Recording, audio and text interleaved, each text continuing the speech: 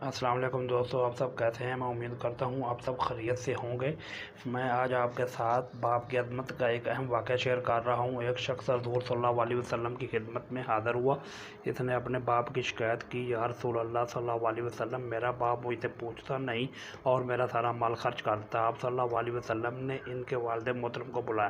جب ان کے والد کو پتہ چلا کہ میرے بیٹے نے رسول صلی اللہ علیہ وسلم سے میری شکایت کی ہے تو دل میں رنجیدہ ہوئے اور رسول صلی اللہ علیہ وسلم کی خدمت میں حاضری کے لیے چل دے۔ چونکہ عرب میں شہری تھی تو رستے میں کچھ اشعار ذہن میں کہتے ہوئے ادھر بارگاہ رسالت میں پہنچنے سے پہلے حضرت جبرائیل علیہ السلام حضور صلی اللہ علیہ وسلم کی خدمت میں حاضر ہوئے اور فرمایا کہ اللہ سبحانہ تعالیٰ نے فرمایا ہے کہ ان کا معاملہ بعد میں سنیے گا، پہلے وہ اشعار سنیں جو وہ سوچتے ہوئے آ رہے ہیں۔ جب وہ حاضر ہوئے تو آپ صلی اللہ علیہ وسلم نے فرمایا کہ آپ کا مسئلہ بعد میں سنا جائے گا، پہلے وہ اشعار سنائیے جو آپ سوچتے ہوئے آئے ہیں۔ وہ مخلص صحابی تھے، یہ سن کر رونے لگے کہ جو اشعار ابھی میری زبان سے ادا بھی نہیں ہوئے، میرے اپنے کانوں نے ابھی نہیں سنے، آپ کے رب نے وہ بھی سن لی، وہ آپ صلی اللہ علیہ وسلم کو بتا بھی دیا۔ آپ صلی اللہ علیہ وسلم نے فرمایا وہ کیا اشعار تھے، ہمیں سنائیں۔ ان اصحابی نے اشعار پڑھنا شروع کیے۔ آپ کو ان کا آسان سا ترجمہ بتانے کی کوشش کرتے ہیں، کیونکہ وہ اشعار تھے اور جس اعلیٰ پائے کے تھے اور جو جذبات کی کیفیت تھی، ان کی صحیح ترجمانی اردو میں مشکل ہے۔ بہرحال اشعار کچھ اس طرح سے تھے: اے میرے بیٹے، جس دن تو پیدا ہوا ہماری محنت کے دن تھے، محنت تبھی سے شروع ہو گئے تھے۔ تو روتا تھا تو ہم سو نہیں سکتے تھے، نہیں کھاتا تھا تو ہم کھا نہیں سکتے تھے، تو بیمار ہو جاتا تھا، تجھے لیے کبھی کسی طبیب کے پاس علاج معالجے کے لیے مارے پھرتے تھے، کہیں تجھے کچھ ہو نہ جائے، کہیں مر نہ جائے۔ حالانکہ موت ایک الگ چیز ہے، وہ بیماری الگ چیز ہے۔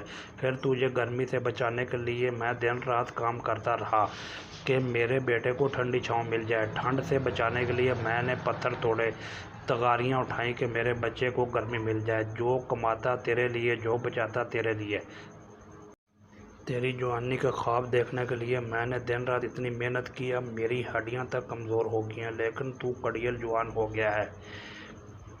پھر مجھ پر خدا نے ڈیرے ڈال لیے، لیکن تجھ پر بہار آ گئی، میں جھک گیا، تو سیدھا ہو گیا۔ اب میری خواہش اور امید پوری ہوئی کہ اب تو ہرا بھرا ہو گیا، چل اب زندگی کی آخری سانسیں تیری چھاؤں میں بیٹھ کر گزاروں گا۔ مگر یہ کیا کہ جوانی آتے ہی تیرے تیور بدل گئے، تیری آنکھیں ماتھے پر چڑھ گئی، تو ایسے بات کرتا ہے کہ جیسے میرا سینہ پھاڑ کر رکھ دیتا ہے، تو ایسے بات کرتا ہے کہ کوئی غلام سے بھی ایسے نہیں کرتا۔ پھر میں نے اپنی زندگی کی محنت کو جھٹلا دیا۔ میں تیرا باپ نہیں نوکر ہوں، نوکر کو بھی کوئی ایک وقت کی روٹی دے دیتا ہے، تو نوکر سمجھ کر ہی مجھے روٹی دے دیا کر۔ یہ اشعار سنتے سنتے ان کی نظر اللہ کے رسول صلی اللہ علیہ وسلم کے چہرے پر پڑی تو دیکھا کہ آپ صلی اللہ علیہ وسلم اتنا روئے کہ آپ صلی اللہ علیہ وسلم کی داڑھی مبارک تر ہو گئی۔